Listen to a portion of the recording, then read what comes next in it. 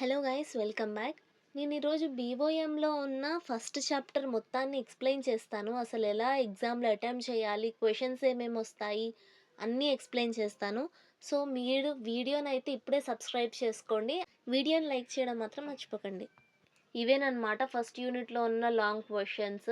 మీరు long questions కనుక నేర్చుకుంటే షార్ట్వి సపరేట్గా నేర్చుకోవాల్సిన అవసరం లేదు, దాంట్లోనే ఇంక్లూడ్ అయిపోయి ఉంటాయి అన్నమాట. సో మన ఫస్ట్ క్వశ్చన్ వచ్చేసి బిజినెస్ క్యారెక్టరిస్టిక్ ఫీచర్స్. సో మనం ఫస్ట్ ఇంట్రొడక్షన్ చూద్దాము. అసలు బిజినెస్ అంటే ఏంటి? బిజినెస్ అనేది ఒక ఆర్గనైజేషన్. సో ఈ బిజినెస్ ఏం చేస్తుందంటే గూడ్స్ అండ్ సర్వీస్ని ప్రొడ్యూస్ చేసి దాన్ని కన్జ్యూమర్కి అమ్ముతుంది. ఇన్ రిటర్న్ వాళ్ళకి ఏమొస్తుంది అని అంటే వాళ్ళకి మనీ అనేది వస్తుంది, ప్రాఫిట్ అనేది వస్తుంది. సో ఈ బిజినెస్ ఆర్గనైజేషన్స్ అన్నిటికీ మెయిన్ మోటివ్, మెయిన్ గోల్ ఏంటి అంటే ప్రాఫిట్ ఎర్న్ చేయడం అనమాట. సో బిజినెస్ అనేవి చిన్నవి ఉంటాయి, పెద్దవి ఉంటాయి, మీడియం ఉంటాయి. So different types of businesses ఉంటాయి, ఇండస్ట్రీస్ ఉంటాయి, డిఫరెంట్గా ఉంటాయి అన్నమాట. సో వీటన్నిటికీ మెయిన్ మోటివ్ వచ్చేసి ప్రాఫిట్ ఎర్న్ చేయడం, గూడ్స్ని ప్రొడ్యూస్ చేయడం. సో ఇంట్రొడక్షన్ అయిపోయింది కదా, ఇప్పుడు క్యారెక్టరిస్టిక్స్ చూద్దాం. సో మనకి దీంట్లో 6 క్యారెక్టరిస్టిక్స్ ఉన్నాయి. Exchange of goods and services, profit motive, continuity of transactions, risk and uncertainty, economic activities, consumer satisfaction. So exchange of goods and services ఇందాకే చెప్పాను కదా. సో బిజినెస్ అనేది గూడ్స్ అండ్ సర్వీసెస్ని కన్జ్యూమర్కి ఎక్స్చేంజ్లో ఇస్తుంది. ఎక్స్చేంజ్లో ఏం తీసుకుంటుంది? అది రిటర్న్లో మనీ అనేది తీసుకుంటుంది.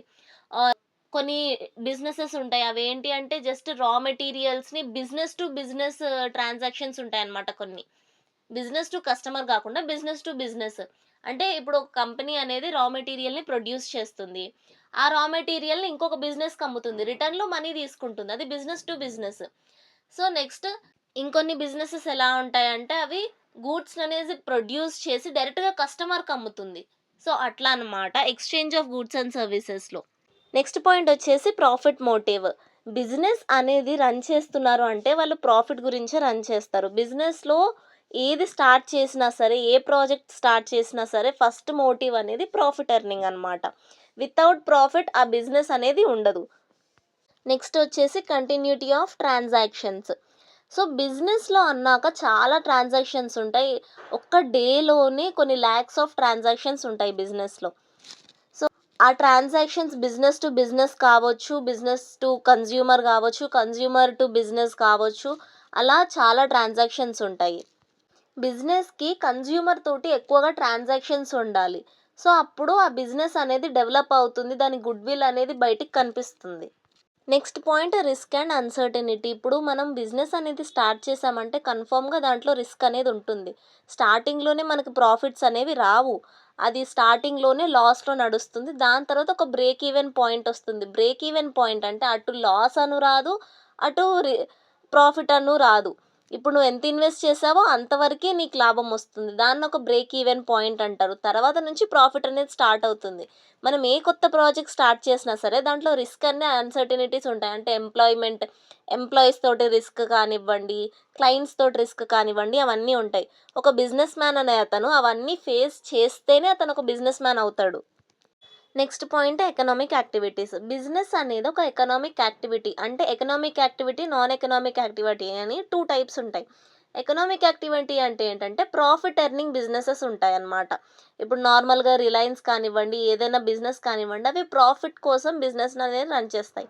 ఇంకొన్ని ఏంటంటే నాన్ ఎకనామిక్ యాక్టివిటీస్, అంటే ప్రాఫిట్స్ కోసం కాదు, జస్ట్ ఆ వెలిఫర్ కానీ ఇట్లాంటివన్నీ ఉంటాయి కదా, అవన్నీ ప్రాఫిట్స్ కోసం కాదు, జస్ట్ అది ఒక సోషల్ రెస్పాన్సిబిలిటీగా ఫీల్ అయ్యి అవి ఉంటాయన్నమాట. సో ఏదైతే ప్రాఫిట్ కోసం బిజినెస్ అనేది స్టార్ట్ చేశారో వాటిని ఎకనామిక్ యాక్టివిటీస్ అంటారు. అవి ఎకనామిక్ డెవలప్మెంట్కి యూజ్ అవుతాయి అన్నమాట. ఇప్పుడు ఒక నేషన్ని డెవలప్ చేయాలంటే బిజినెస్ దగ్గర నుంచే స్టార్ట్ అవుతుంది అది. నెక్స్ట్ పాయింట్ వచ్చేసి కన్జ్యూమర్ సాటిస్ఫాక్షన్. ఒక బిజినెస్కి ప్రాఫిట్ ఎర్న్ చేయడం ఎంత ఇంపార్టెంటో అలా కన్జ్యూమర్ని సాటిస్ఫై చేయడం కూడా ఒక పెద్ద మోటివ్ అన్నమాట. ఇప్పుడు నువ్వు బిజినెస్ స్టార్ట్ చేసావు, ప్రాఫిట్ ఎర్న్ అవుతుంది అని అంటే కాదు అది. నీకు కన్జ్యూమర్ అనేవాడు నీ ప్రోడక్ట్ తోటి సాటిస్ఫై అవ్వకపోతే నీకు ప్రాఫిట్స్ అనేవి ఎర్న్ అవ్వవు కదా. డే టు డే బిజినెస్ యాక్టివిటీలో కన్జ్యూమర్ టేస్ట్ ఎలా మారుతుంది, కన్జ్యూమర్ ప్రిఫరెన్స్ ఏంటి, కన్జ్యూమర్ నీడ్స్ ఏంటి అనేది బిజినెస్ మ్యాన్ అనే అతను నోట్ చేసుకోవాలి. నెక్స్ట్ క్వశ్చన్ వచ్చేసి relationship between trade, industry and commerce. First వీటి ఇంట్రోస్ గురించి చూద్దాం. ట్రేడ్ అంటే ఇప్పుడు ప్రొడ్యూస్ చేసిన గూడ్స్‌ని కానీ, సర్వీసెస్‌ని కానీ అమ్మడం లేదా కొనడం చేసేదాన్ని ట్రేడ్ అని అంటారు. అండ్ మనకి ట్రేడ్‌లో కూడా డిఫరెంట్ డిఫరెంట్ ట్రేడ్స్ ఉంటాయి. ఫారెన్ ట్రేడ్ అని, హోమ్ ట్రేడ్ అని అలా డిఫరెంట్ డిఫరెంట్ ట్రేడ్స్ అనేవి ఉంటాయి. ఇండస్ట్రీ. మనం ఒక ప్రోడక్ట్ అనే దాన్ని ప్రొడ్యూస్ చేయాలి అనంటే ఫస్ట్ దాన్ని మనం మ్యానుఫ్యాక్చర్ చేయాలి. సో, ఆ మ్యానుఫ్యాక్చర్ చేయడానికి మనం సెలెక్ట్ చేసుకునే ఆ ప్లేస్‌ని ఇండస్ట్రీ అంటారనమాట. లైక్ రైస్ మిల్ గానివ్వండి, స్టీల్ ఇండస్ట్రీస్ కానివ్వండి, అవన్నీ ఒక ఇండస్ట్రీస్. ఆ ప్లేస్‌లో మనం ఒక ప్రొడ్యూస్ చేయాలనుకున్న గూడ్స్‌ని మనం రెడీ చేస్తాం అక్కడ. Next commerce. మనం ఇప్పుడు గూడ్ అనే దాన్ని ప్రొడ్యూస్ చేసాము. కానీ దాన్ని కన్స్యూమర్ దాకా రీచ్ చేయాలంటే మనకు కామర్స్ అనేది ఇంపార్టెంట్. ఇప్పుడు కామర్స్ అంటే ఏంటి అననంటే, ఇప్పుడు ప్రెజెంట్ మనం చూసుకున్నట్టయితే ప్రతి ఒక్కళ్ళు ఫోన్స్ తోటి బాగా ఎంగేజ్ అయిపోయి ఉన్నారు. సో, ఒక బిజినెస్ అనేది కన్స్యూమర్‌ని అప్రోచ్ అవ్వాలి అంటే ప్రెజెంట్ ఫోన్స్ తోటి అడ్వర్టైజింగ్ చేయడం కానీ, ఆహ్, ఫోన్స్‌లో మెసేజెస్ రూపంలో, ఎస్ఎంఎస్ రూపంలో నోటిఫికేషన్స్ ఇవ్వడం కానీ, ఇక్కడ ఇది పర్చేస్ చేసుకోండి మా బిజినెస్‌లో నుంచి అని. సో, వాటిని కామర్స్ అని అంటారు. సో, ప్రొడ్యూస్ చేసాం ఇండస్ట్రీలో. ప్రొడ్యూస్ చేసిన గూడ్‌ని కన్స్యూమర్ దాకా పంపించే ప్రాసెస్‌లో జరిగే ప్రతి ఒక్క దాన్ని మనం కామర్స్ అని అంటాము. ఇప్పుడు ఆన్సర్ ఎక్స్‌ప్లనేషన్ అనేది టేబుల్ ఫార్మాట్‌లో రాయండి. సో, ఫస్ట్ మీనింగొచ్చేసి ఇంతసేపు ఇంట్రొడక్షన్ ఏదైతే రాసారో దాన్ని మళ్ళీ మీనింగ్ కిందకి రాయండి. Next creation of utility. So, industry అనేది ఫార్మ్ యుటిలిటీని క్రియేట్ చేస్తుంది. అండ్ కామర్స్ అనేది ప్లేస్ అండ్ టైమ్ యుటిలిటీని క్రియేట్ చేస్తుంది. ట్రేడ్ అనేది పొజిషన్ యుటిలిటీని క్రియేట్ చేస్తుంది. Next capital. ఇండస్ట్రీ అనే దాన్ని స్టార్ట్ చేయాలంటే మనకి huge capital, huge amount, huge place అనేది రిక్వైర్ అవుతుంది. తక్కువ క్యాపిటల్‌తో కూడా కామర్స్ అండ్ ట్రేడ్‌ని స్టార్ట్ చేయొచ్చు. Next risk. ఇండస్ట్రీలో ఒక ప్రోడక్ట్‌ని రెడీ చేయాలంటే చాలా రిస్క్ ఉంటుంది. ఆ ప్రోడక్ట్ పర్ఫెక్షన్ చూసుకోవాలి, బ్రాండ్ లోగో చూసుకోవాలి, అన్నీ చూసుకోవాలి కాబట్టి ఇండస్ట్రీలో కొంచెము రిస్క్ అనేది ఎక్కువుంటుంది. అండ్ కామర్స్ అండ్ ట్రేడ్‌తో కంపేర్ చేసుకుంటే ఇండస్ట్రీలోనే ఎక్కువ రిస్క్ అనేది ఉంటుంది. Next elements. మనం ఒక ప్రోడక్ట్ రెడీ చేస్తున్నాము. ఆ ప్రోడక్ట్ లాగానే ఇంకా మిగతా ప్రొడక్ట్స్ కూడా ఉండాలి కాబట్టి వాటి జెనెటిక్స్ గానీ, వాటి ఎక్స్‌ట్రాక్షన్స్ గానీ, మ్యానుఫ్యాక్చరింగ్ గానీ అన్నీ సేమ్ ఉండేటట్టు చూసుకోవాలనమాట. నెక్స్ట్ కామర్స్‌లో వచ్చేసి trade and AIDS to trade. Next trade. Home trade and foreign trade. Home trade అంటే కంట్రీ లోపలనే బయింగ్ గానీ, సెల్లింగ్ గానీ, బయర్స్, సెల్లర్స్ అనేవాళ్ళు ఉంటారు. కంట్రీని దాటి వెళ్లరనమాట. నెక్స్ట్ ఫారెన్ ట్రేడ్ అంటే హోల్ వరల్డ్‌లో అనమాట. ఈ ఇండియాలో ఒక బయర్ ఉంటాడు. నెక్స్ట్ ఫారెన్‌లో ఒక సెల్లర్ ఉంటాడు. అమెరికాలో సెల్లర్ ఇండియాలో ఉన్న బయర్‌కి గూడ్స్ పంపిస్తాడనమాట. అది ఫారెన్ ట్రేడ్. ఈ home trade and foreign trade అనేది షార్ట్‌కి కంపల్సరీగా వస్తుంది. కంపల్సరీ ప్రిపేర్ అవ్వాలి.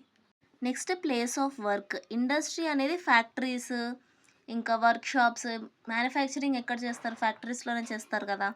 సో, ఇండస్ట్రీస్ అనేది ఫ్యాక్టరీస్‌లో ఉంటుందనమాట. Next commerce. కామర్స్ అనేది దానికంటూ ఒక ప్లేస్ అనేది లేదు. అది ఎక్కడ ఒక ప్లేస్ నుంచి ఇంకొక ప్లేస్‌లో గూడా ఉంటుంది. Next trade. ట్రేడ్ అనేది మనం మార్కెట్‌లోనే చేస్తాము. Next ownership and control. ఇండస్ట్రీని ఇండస్ట్రియలిస్ట్ అనేవాడు కంట్రోల్ చేస్తాడనమాట. నెక్స్ట్ కామర్స్‌ని మర్చెంట్స్ కంట్రోల్ చేస్తారు. ట్రేడ్‌నొచ్చేసి ట్రేడర్స్ అనేవాళ్ళు కంట్రోల్ చేస్తారు. నెక్స్ట్ క్వెషన్ వచ్చేసి objectives and functions of business. దీనికి ఇంట్రొడక్షన్ మనం ఫస్ట్ క్వెషన్‌లో బిజినెస్‌కి ఇంట్రొడక్షన్ రాసాం కదా! యాజ్ ఇట్ ఈజ్ ఆ ఇంట్రొడక్షన్ రాస్తే సరిపోతుంది. ఫస్ట్ ఫంక్షన్స్ చూద్దాము. ఫంక్షన్స్‌లో ప్లానింగ్ ఫంక్షన్. మనం బిజినెస్ అనేదాన్ని స్టార్ట్ చేస్తున్నామంటే ఫస్ట్ ఒక ప్లాన్ అనేది గీసుకోవాలి. అంటే ఒక బ్లూ ప్రింట్ అనేది ఉండాలనమాట. మనం బిజినెస్‌ని స్టార్ట్ చేస్తున్నాము అంటే ఈ ప్రోడక్ట్ అమ్మాలి, ఇంత ప్రాఫిట్ రావాలి, ఇంత గెయిన్ చేయాలి అనేది ముందే మనం ప్లాన్ చేసుకొని పెట్టుకోవాలి. Next production function. ఇప్పుడు మనం ప్లాన్ చేసాము. ఆ ప్రోడక్ట్ రెడీ చేయాలంటే మనకంటూ ఒక ప్రొడక్షన్ ఆబ్జెక్టివ్స్ ఉండాలనమాట. లైక్ రా మెటీరియల్స్ కానీ, రిసోర్సెస్ కానీ, రిసోర్సెస్ అంటే మన మ్యాన్, మనీ, మెటీరియల్ ఇవన్నీ రిసోర్సెస్ కిందకొస్తాయి. Next marketing function. ఇప్పుడు ఒక ప్రోడక్ట్ అనేది రెడీ అయిపోయింది. దాని వాల్యూ మార్కెట్‌లో ఎలా ఉంది అని తెలుసుకునేది మార్కెటింగ్ ఫంక్షన్ అనమాట. దీనికంటూ మనం ఒక ఏజెన్సీస్‌ని బుక్ చేసుకోవాలి. ఒక ఏజెంట్స్‌ని, బ్రోకర్స్‌ని బుక్ చేసుకోవాలి. బికాజ్ మనకి మార్కెట్‌లో ఇప్పుడు మన ప్రోడక్ట్ వాల్యూ ఎలా ఉంది అని తెలియాలంటే ఆ ఏజెంట్స్ అనేవాళ్ళు కావాలి. ఈ మార్కెటింగ్ ఫంక్షన్ అనేది ఒక బిజినెస్‌లో చాలా మెయిన్ థింగ్ అనమాట. నెక్స్ట్ వచ్చి ఫినాన్స్ ఫంక్షన్. ఇప్పుడు ఒక ప్రోడక్ట్‌ని మనం రిలీజ్ చేయాలి అనుకుంటున్నామంటే, ఇప్పుడు ఆ ప్రోడక్ట్ రెడీ అవ్వడానికి మనకెంత కాస్ట్ అనేది అవుతుంది, ఎంత మనీ కావాలి, ఏ ఫినాన్షియల్ ఇన్‌స్టిట్యూట్స్‌ని అప్రోచ్ అవ్వాలి అనేది ఫినాన్స్ ఫంక్షన్‌లో ఉంటుంది. అండ్ ఫినాన్స్ ఫంక్షన్ అనేది చాలా ఇంపార్టెంట్. బికాజ్ బిజినెస్ స్టార్ట్ చేయాలంటే ఫస్ట్ ఆఫ్ ఆల్ మనం ఇన్వెస్ట్ చేయాలి. ఆ మనీ అనేది ఫినాన్స్ కిందకొస్తుంది. Personal function. అంటే ఇప్పుడు మనము బిజినెస్ అనేది స్టార్ట్ చేసాము. బట్ మన ప్రోడక్ట్‌ని ప్రొడ్యూస్ చేయడానికి మనకు ఎంప్లాయీస్ కావాలి. సో, ఆ ఎంప్లాయీస్‌కి ట్రైన్ చేయడం గానీ, ఆ ఎంప్లాయీస్‌కి సాలరీస్ ఇవ్వడం గానీ, వాళ్ళని మోటివేట్ చేయడం గానీ, ప్రోడక్ట్‌ని మనము బయటికి అవుట్‌పుట్ అనేది తీసుకురావడానికి మనకి ఒక పర్సనల్ ఫంక్షన్ అనేది ఉండాలనమాట. నెక్స్ట్ వచ్చేసి ఆబ్జెక్టివ్స్. ఆబ్జెక్టివ్స్ అంటే బిజినెస్‌కుండే గోల్స్ అనమాట. సో, ఎకనామిక్ గోల్స్ అంటే ఇప్పుడు బిజినెస్ స్టార్ట్ చేసాము. బిజినెస్ ఎందుకు స్టార్ట్ చేసాము? ప్రాఫిట్ ఎర్న్ చేయడానికి కదా! సో, బిజినెస్‌కి ప్రాఫిట్ ఎర్న్ చేయడం అనేది ఒక మెయిన్ ఆబ్జెక్టివ్ అనమాట. నెక్స్ట్ సోషల్ ఆబ్జెక్టివ్ అంటే ఇప్పుడు మనం బిజినెస్ స్టార్ట్ చేసాము. ఒక ప్రోడక్ట్‌ని ప్రొడ్యూస్ చేస్తున్నాము. ఆ ప్రోడక్ట్ గురించి సొసైటీ ఏం మాట్లాడుకుంటుంది? దాని టాక్ ఏంటి? సొసైటీలో ఈ ప్రోడక్ట్‌కున్న డిమాండ్ ఏంటి? అనేది social objective. Next human objective. మన కంపెనీలో ఉన్న ఎంప్లాయీస్ తోటి ఫ్రెండ్లీగా ఉండడం కానీ, వాళ్ళకి ఫ్రెండ్లీగా ట్రీట్ చేయడం కానీ, బోనసెస్, రివార్డ్స్, వాళ్ళిచ్చే ఫీడ్‌బ్యాక్స్ తీసుకోవడము. ఇప్పుడు ఎంప్లాయీస్ ఉంటేనే కదా బిజినెస్ అనేది ముందుకెళ్తుంది. సో, హ్యూమన్ ఆబ్జెక్టివ్ అనేది కూడా బిజినెస్‌లోనే ఉండాలి. Next national objective. మనం బిజినెస్ స్టార్ట్ చేసాము. మనం ఎర్న్ చేసుకుంటున్నాము. మనం ప్రాఫిట్ గెయిన్ చేస్తున్నాము అనేది కాదు. ఇప్పుడు మనం బిజినెస్ స్టార్ట్ చేసామంటే అది సొసైటీకి ఎలా రిఫ్లెక్ట్ అవుతుంది? అది నేషనల్‌గా ఎంత సంపాదిస్తుంది? ఇప్పుడు ఒక బిజినెస్ స్టార్ట్ చేసాము. రిలయన్స్ కంపెనీ అని పెట్టాము అనంటే అది ఇండియాలో లొకేటెడ్ అయ్యి ఉంది కాబట్టి ఇండియాకి నేషనల్ ప్రాఫిట్స్ అనేవి ఎక్కువగా వస్తాయి. సో, అట్లా అన్నమాట. మనం నేషనల్ వైస్‌గా గూడా మనకి నేషన్‌కి నేమ్ తెచ్చేటట్టు ఒక బిజినెస్ అనేది ఉండాలి. Next global objective. మనం ఒక మైక్రోసాఫ్ట్ బిజినెస్ అనేది ఉంది. అది గ్లోబల్‌గా ఒక నేమ్ తీసుకొస్తుంది. రైట్? సో, అలా అన్నమాట. ఒక గ్లోబల్ ఆబ్జెక్టివ్. ఇప్పుడు ఎంఎస్ మైక్రోసాఫ్ట్ వల్ల సో, ఎంత ప్రాఫిట్ అనేది గెయిన్ అవుతుంది గ్లోబల్ వైస్‌గా అనే దాన్ని గూడా చూసుకోవాలి. సో, ఇదన్నమాట objectives and functions of the business. Sole trader or sole proprietor అనే అతనే అతని బిజినెస్‌కి ఓనర్ అనమాట. ప్రాఫిట్స్ వచ్చినా అతనే తీసుకుంటాడు. లాసెస్ వచ్చినా అతనే తీసుకుంటాడు. అండ్ బిజినెస్‌లో ఏ డెసిషన్ అన్నా తీసుకోవాలన్నా సరే డైరెక్టర్స్ ఎవరు ఉండరు. అతనే డెసిషన్స్ తీసుకుంటాడు. ఫినాన్షియల్‌గా ఏ రిస్క్ వచ్చినా సరే అతనే తీసుకుంటాడు. ఆ బిజినెస్‌లో ఉండే ప్రతి ఒక్క అసెట్ అతనికే సంబంధించి ఉంటుంది. లయబిలిటీస్ కూడా అతనే బేర్ చేస్తాడనమాట. ఇంత ఇంట్రొడక్షన్ రాస్తే సరిపోతుంది సోల్ ట్రేడర్‌కి. సో, ఫస్ట్ మెరిట్స్ చూద్దాం. Easy to set up. So, sole proprietor business అనేది చాలా ఈజీగా ఓపెన్ చేయొచ్చు. చాలా ఈజీగా స్టార్ట్ చేయొచ్చు. సో, తక్కువ ఫినాన్స్ అనేది రిక్వైర్ అవుతుంది. సో, ఫుల్ కంట్రోల్ అనేది గూడా సోల్ ప్రొప్రైటరే చూసుకుంటాడు. ఇప్పుడు పెద్ద కంపెనీస్‌లో ఎలాగంటే ఏదైనా డెసిషన్ తీసుకోవాలంటే డైరెక్టర్స్ అందరిని పిలిచి, వాళ్ళని అడిగి, వాళ్ళ డెసిషన్స్ తీసుకొని లాంగ్ టర్మ్ ప్రాసెస్ ఉంటుంది గాబట్టి అదంతా కాదనమాట దీంట్లో. దీంట్లో సోల్ ప్రొప్రైటరే తన డెసిషన్స్ తీసుకుంటాడు. అతనే స్టార్ట్ చేస్తాడు. అతనే కంట్రోల్ చేసుకుంటాడనమాట. సో, పర్సనల్ అటెన్షన్ ప్రతి ఒక్క దానికి ఇతనే వచ్చి ఇతనే చెయ్యాలి గదా! అతనే ఎక్కువ ఫోకస్డ్‌గా ఉండాలనమాట. Next flexibility. అతను ఎప్పుడైతే స్టార్ట్ చేస్తాడో ఒకవేళ అతను వైండ్ అప్ చేయాలనుకుంటే అతను వైండ్ అప్ చేసుకోవచ్చు. అతను కంటిన్యూ చేయాలంటే అతను కంటిన్యూ చేసుకోవచ్చు. అతని ఫ్లెక్సిబిలిటీ మీద డిపెండ్ అయ్యి ఉంటుంది.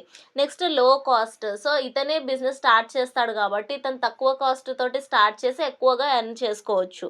Next motivation. సెల్ఫ్ మోటివేటెడ్‌గా ఉంటాడనమాట. సో, ఇప్పుడు కంపెనీస్‌లో ఎలాగంటే ఒక డైరెక్టర్ అనేతను ఒక డెసిషన్ ఇస్తే అతను మోటివేట్ చేయాలి మిగతా వాళ్ళని అది స్టార్ట్ చేయాలంటే. బట్ సోల్ ప్రొప్రైటర్‌లో అలా కాదు.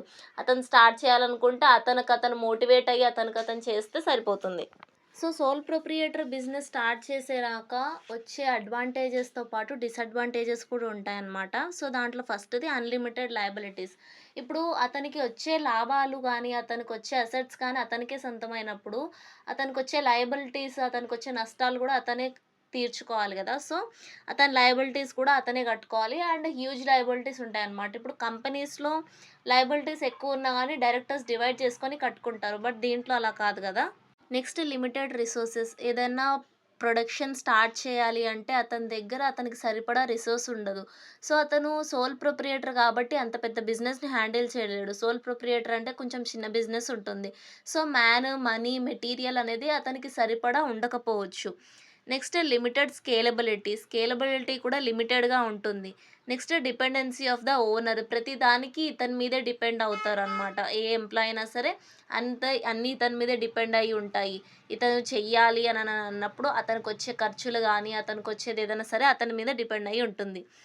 నెక్స్ట్ లిమిటెడ్ ఎక్స్‌పర్టైజ్ అనమాట. లిమిటెడ్ ఎక్స్‌పర్టైజ్ అనేది ఉంటుంది. Next personal risk. ప్రతి ఒక్క రిస్క్ అతనే బేర్ చేయాలి. ప్రతి ఒక్కటి అతనే తీసుకోవాలి కాబట్టి రిస్క్ అనేది హ్యూజ్‌గా ఉంటుంది. సో, ఇది sole trader merits and limitations. మీకు ఇప్పటివరకు నేను చెప్పింది అర్థమై ఉంటే ఈ వీడియోని లైక్ చేయండి అండ్ సబ్స్క్రైబ్ చేయండి. మీ ఫ్రెండ్స్‌కి కూడా ఈ వీడియోని షేర్ చేయండి. వాళ్ళకి కూడా యూజ్‌ఫుల్ అవుతుంది. అండ్ ఇంకా ఎలాంటి వీడియోస్ కావాలో కూడా కామెంట్ చేయండి. ఇంకా వీడియోని కంటిన్యూ చేద్దాం. సో, నెక్స్ట్ క్వెషన్ వచ్చేసి difference between sole trader and partnership. Sole ట్రేడర్‌కి ఇంట్రొడక్షన్ ఫోర్త్ క్వెషన్‌లో ఇంట్రో ఉంది కదా! అది రాస్తే సరిపోతుంది. నెక్స్ట్ పార్ట్నర్‌షిప్ గురించి చూద్దాం. పార్ట్నర్‌షిప్‌లో 2 ఆర్ మోర్ పర్సన్స్ అనేవాళ్ళు పార్ట్నర్స్‌గా ఉంటారనమాట. సో, దీంట్లో ఏంటంటే ప్రాఫిట్స్ వచ్చినా, లాసెస్ వచ్చినా, అసెట్స్ అయినా గానీ, లయబిలిటీస్ అయినా గానీ ఇద్దరూ ఈక్వల్‌గా పంచుకుంటారు. సో, డెసిషన్స్ కూడా ఇద్దరూ ఒక డెసిషన్ తీసుకొని బిజినెస్ అనేది స్టార్ట్ చేస్తారు. మీనింగ్ అనేది ఇంట్రొడక్షన్ రాస్తే సరిపోతుంది. So, next governed by. Partnership act 1932 అనేది గవర్న్ చేసింది. నెక్స్ట్ సోల్ ప్రొప్రైటర్‌కి సెపరేట్‌గా ఏమీ గవర్నింగ్ లేదనమాట. Next number of members. So, పార్ట్నర్‌షిప్‌లో వచ్చేసి minimum 2 members and maximum 20 members ఉంటారు. సోల్ ప్రొప్రైటర్స్‌లో అనేది సోల్ ప్రొప్రైటర్ ఒక్కడే ఉంటాడు. అతనే ఓనర్ అనమాట. Next formation. పార్ట్నర్‌షిప్ ఫర్మ్ అనేది స్టార్ట్ చేయడానికి అగ్రీమెంట్ అనేది ఉంటుందన్నమాట పార్ట్నర్స్ మధ్యలో. కానీ సోల్ ట్రేడర్‌కి అలాంటి అగ్రీమెంట్ ఏం లేదు. రిస్క్. సో, పార్ట్నర్స్ అనేవాళ్ళు రిస్క్‌ని ఈక్వల్‌గా షేర్ చేసుకుంటారు అనమాట. నెక్స్ట్ సోల్ ట్రేడర్ అనేవాడు మాత్రం అతనే రిస్క్ మొత్తాన్ని తీసుకుంటాడు. Next finance. పార్ట్నర్‌షిప్స్‌కి లార్జ్ ఫినాన్స్ ఉంటుంది. ఎందుకంటే ఒక్కొక్క పార్ట్నర్ అనేవాళ్ళు కాంట్రిబ్యూట్ చేస్తారు కాబట్టి ఫినాన్స్ అనేది ఎక్కువగా ఉంటుంది. సో, సోల్ ప్రొప్రైటర్‌లో వచ్చేసి మాత్రము తక్కువ ఫినాన్స్ ఉంటుంది. ఎందుకంటే అతను ఒక్కడే కాంట్రిబ్యూట్ చేయాలి కాబట్టి. డెసిషన్ మేకింగ్ అనేది పార్ట్నర్స్ అందరూ కలిసి ఒక డెసిషన్ మీద నిలబడతారు. కానీ సోల్ ప్రొప్రైటర్ ఏ డెసిషన్ తీసుకోవాలనుకుంటే ఆ డెసిషన్ వెంటనే తీసుకోవచ్చనమాట. Next profit sharing. పార్ట్నర్‌షిప్‌లో పార్ట్నర్స్ అనేవాళ్ళు వాళ్ళ కాంట్రిబ్యూట్ చేసిన దాని ప్రకారంగా ప్రాఫిట్ అనేది షేర్ చేసుకుంటారు. కానీ సోల్ ప్రొప్రైటర్‌లో మాత్రము కంప్లీట్ వచ్చిన ప్రాఫిట్ మొత్తాన్ని సోల్ ప్రొప్రైటర్ ఒక్కడే ఎంజాయ్ చేస్తాడనమాట. ఇవొచ్చేసి షార్ట్ ఆన్సర్స్ అనమాట. మీకు లాంగ్ ఆన్సర్స్ నేర్చుకుంటే చాలు. షార్ట్ ఆన్సర్స్ దాంట్లోనే దొరికేస్తాయి మీకు. అండ్ లాంగ్ ఆన్సర్స్ ఎలా రాయాలో కూడా మీకు అర్థమైంది కదా! ఫస్ట్ ఇంట్రొడక్షన్ రాయాలి. దాని తర్వాత సబ్జెక్ట్ రాయాలి. దాని తర్వాత కంక్లూజన్ రాయాలనమాట. సో, ఈ వీడియో గనక నచ్చితే లైక్ చేయండి, షేర్ చేయండి, సబ్స్క్రైబ్ చేయండి. అండ్ నెక్స్ట్ ఏం వీడియో కావాలో కూడా కామెంట్ చేయండి.